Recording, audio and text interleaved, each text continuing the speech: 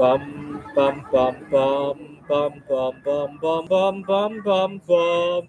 The Peter Dislike Show. Bum bum bum bum bum bum bum. A while ago, I was talking to a friend of mine about investing in strategic metals. Now she's studying nursing, and so I explained to her, look at how much Americans are overeating by, and look at how much they could eat.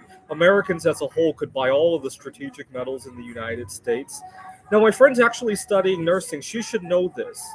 I had Googled how much Americans spend on junk food or food in general, and I look at that. Strategic metals are barely even touch this. And my friend started to explain how a lot of times healthier foods are cheaper, which may or may not be the way. And I let her have that, but I explained why not just eat a little bit less then? I mean, certainly you can eat the same stuff and eat 10% less, couldn't you? It'd be good for you, and then you could buy some strategic metals with it. And my friend explained that you don't know these people's situations, and some people could literally become malnourished if they tried that. And then I explained, okay, well, at least don't waste your food. And look at how much food goes into the landfill.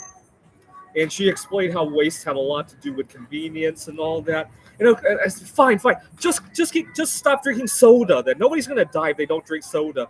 And she still believed that there's a segment of the population who would outright die if they quit drinking soda overnight.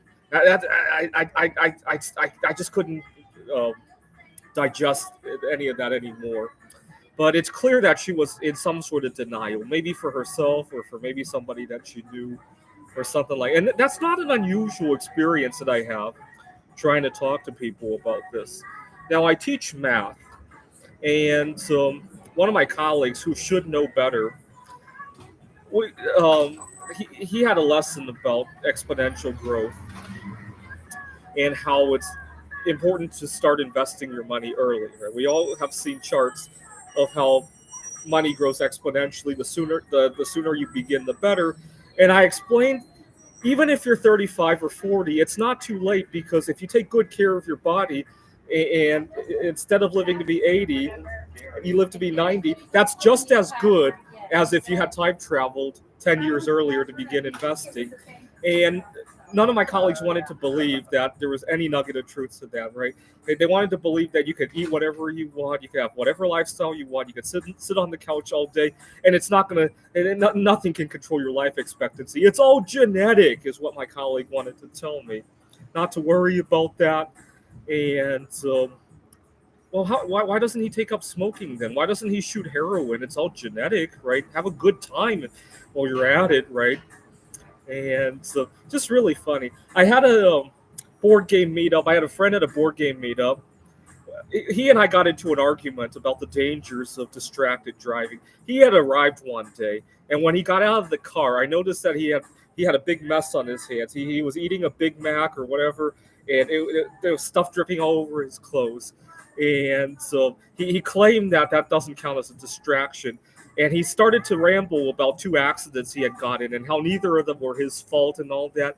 Oh yeah, I guarantee if he came to the meetup like that, there's no way those two accidents he was completely distraction free. He could have done something about it, right? And I hate to be the one to point that out to him. I said, well, don't you wish to not have those two accidents in the future? Now, to be fair, I am in denial about something. Confession time. You see, when I was younger, I was working on my PhD, and I got taken advantage of in a relationship with a girl. And the reason I used to allow myself to get in toxic relationships was that I constantly worried that I'm growing older. It's my last chance to date somebody in this age bracket. And that's how I ran into the toxicity with the girl when I was working on my PhD. Ever since I broke up with her, I've been kind of in denial about my aging, because that's the only way I will allow myself to walk away from bad relationships. By telling myself that I'm still young, I could date somebody else in the future. So I'm kind of in denial that I'm growing old, right? I date as if I had an unlimited amount of time. I invest my money as if I were still young. And I don't know if I'm going to come to regret this denial, but it's a lot better than some of the other denials that I've seen. regarding health and life, right? So, have you ever been in denial about your health or your lifestyle choices? This is the Peter Dislike Show. Bum bum bum bum bum bum bum bum bum bum bum bum. The Peter Dislike Show. Bum bum bum bum bum bum bum.